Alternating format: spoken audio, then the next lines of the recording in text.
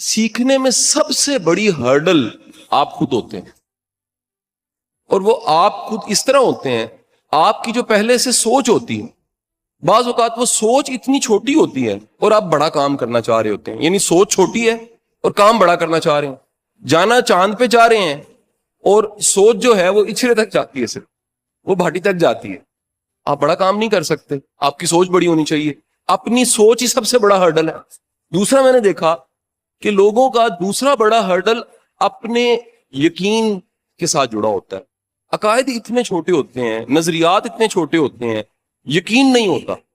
وہ جو جملے آپ آج نوٹ کر رہے ہیں، ڈائری میں نوٹ کر رہے ہیں، باتیں نوٹ کر رہے ہیں، نوٹس لے کے جا رہے ہیں، ارادہ کر کے جا رہے ہیں، سر اسی نے ڈیسٹنی بننا ہے۔ میں 20 سال پرانی کتابیں مٹیریل نکال کے دیکھتا ہوں، وہ جملے جو میں نے انڈر لائن کیے آج میری زندگی کی حقیقت ہے۔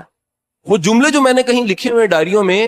نوٹس بنائے ہوئے، آج انہیں کھول کے دیکھتا ہوں تو مجھے سمجھ آتی ہے کہ اس جملے کے لکھتے وقت میں قدرت آپ کے ہاتھ سے تقدیر لکھوا رہی ہوتی ہے۔ تقدیر صرف وہ نہیں ہوتی جو فکس ہے،